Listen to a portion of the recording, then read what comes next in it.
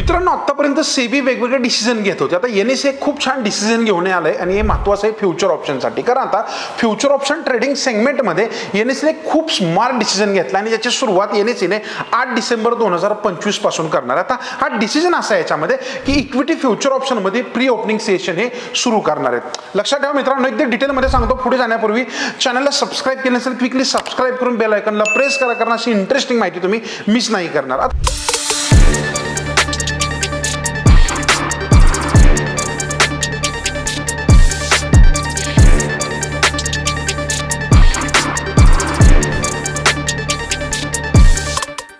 या निर्णयामुळे ट्रेडर्सना नियमित सेशन सुरू होण्यापूर्वीच इंडेक्स आणि स्टॉक फ्युचरच्या ओपनिंग प्राइसचा अंदाज आधीच मिळणार आहे. होय मित्रांनो, कारण आतापर्यंत आपण 9:15 नंतर हे सगळं समजून घेत होतो. आता थोडं डिटेल काय सांगतो याच्यामध्ये बघा की हा निर्णय इक्विटी कॅश मार्केटमध्ये आधीपासूनच चालणाऱ्या प्री ओपनिंग कॉल ऑप्शन सारखाच असेल. म्हणजे इक्विटीमध्ये आपण 9:15च्या आधी मार्केट ओपन झालेलं पाहत होतो. आता इकडे आपण पाहणार आहे कशामध्ये, फ्युचर ऑप्शनमध्ये स्टॉकच्या.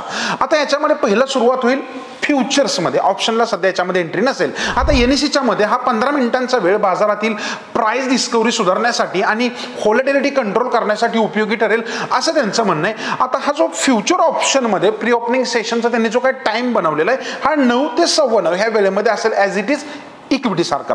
याच्यामध्ये एक फॉर्मॅट असतो की कॉल ऑप्शनचा, म्हणजे जसं ऑर्डरची एंट्री असेल, मॉडिफिकेशन असेल, कॅन्सलेशन असेल, हे आपल्याला करता येणार आहे 9 वाजल्यापासून 9:08 एक रॅन्डम क्लोजर त्याच्यामध्ये केलं जातं. त्याच्यानंतर पुढचा टप्पा असतो प्राइस डिस्कव्हरी आणि ट्रेड मॅचिंग. हे 9:08 ते 9:12 ह्या मिनिटापर्यंत केलं जाईल. त्याच्यानंतर असतो पुढचा phase transition to normal trading, म्हणजे 9:12 पासून 9:15 केलं जाईल आणि यालाच बफर पिरियड असंही बोललं जातं. आता future option pre opening session कसं काम करेल हे अगदी क्विक मध्ये तुम्हाला मी सांगायचा प्रयत्न करतो. आता सुरुवातीला हा सेशन चालू महिन्याच्या फ्युचर कॉन्ट्रॅक्टवर म्हणजेच सिंगल स्टॉक्स आणि इंडेक्सवरच लागू असेल. पहिली गोष्ट. आता एक्सपायरी एखाद्या कॉन्ट्रॅक्टची आली तर त्याच्या जी एक्सपायरीची डेट असेल त्याच्या आधी 5 दिवस पुढच्या महिन्याच्या कॉन्ट्रॅक्टसाठी हे प्री ओपनिंग सेशनचं त्यांच्यासाठी लागू होईल. आता ऑप्शन्स असतील, स्प्रेड्स, कॉर्पोरेट ॲक्शन असेल आणि ज्याच्यामध्ये एक्झिट असते तर ह्या कॉन्ट्रॅक्ट्स मध्ये समाविष्ट नसतील. आता या ऑप्शन दरम्यान ट्रेडर्सना इंडिकेटिव्ह ओपनिंग प्राइजेस असतील आणि order imbalance data real time मध्ये पाहता येणार आहे. दोन्ही प्रकारच्या ऑर्डर्स म्हणजे लिमिट आणि मार्केट ऑर्डर्स यासाठी याच्यामध्ये परवानगी दिलेली आहे. पण महत्त्वाचा मुद्दा काय लक्षात ठेवा, तुम्ही जे स्टॉप लॉस लावता ना ते एक, आणि आयओसी म्हणजे इमिडिएट ऑर कॅन्सल ऑर्डर असतात, ह्यांना या प्री ओपनिंग सेशन मध्ये परवानगी नसेल. यानंतर इम्पॉर्टंट फॅक्टर त्यांनी असं सांगितलंय की अनमॅच्ड लिमिट ऑर्डर्स मुख्य सेशन मध्ये ओरिजिनल टाइम स्टॅम्प सह डायरेक्टली ट्रान्सफर होतील. अनमॅच्ड मार्केट ऑर्डर्स या डिस्कवर्ड ओपनिंग प्राइस नुसार लिमिट ऑर्डर्स मध्ये डायरेक्टली रूपांतरित होऊन जातील. हा एक इम्पॉर्टंट मुद्दा आहे. सर्व ऑर्डर्स मार्जिन व्हॅलिडेशन मधूनच जातील आणि सेल्फ ट्रेड चेक्स सक्रिय राहतील. या विंडोमध्ये झालेले ट्रेड्स रद्द करता येणार नाहीयेत हे एनएससीने क्लिअरली सांगितलंय. या फीचरचं मॉक ट्रेडिंग पण असणार आहे. मग तुम्हाला प्रश्न पडेल अरे कधी आहे, तर 6 डिसेंबर ही तारीख लक्षात ठेवा.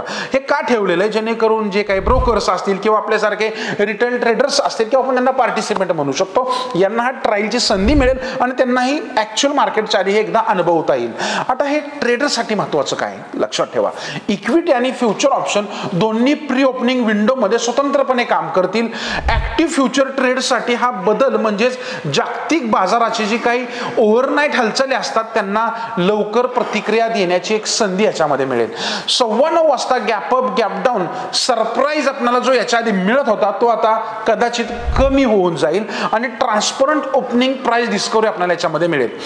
इम्पॉर्टंट फॅक्टर असा आहे की याच्यामध्ये की मुख्य सेशन पूर्वी लिक्विडिटी आणि ऑर्डर इम्बॅलन्सची डायरेक्टली माहिती मिळेल आणि अनमॅच्ड ऑर्डर्स आपोआप मुख्य बाजारामध्ये कॅरी फॉरवर्ड होतील.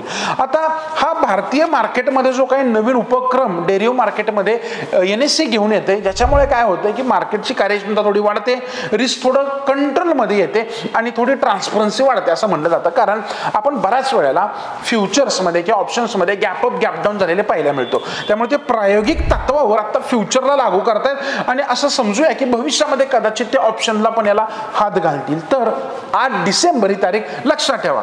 आता ही होती इन डिटेल माहिती, पण मला असं म्हणायचं याच्यामध्ये तुम्हाला काय वाटतंय की हे खरंच एक ट्रान्सपरन्सी निर्माण करेल का आणि गॅप अप गॅप डाऊन पासून ट्रेडरची सुटका करेल का? खाली कमेंट करायला विसरू नका आणि व्हिडिओ जर आवडला ना तर हक्काने लाईक करून शेअर पण करा.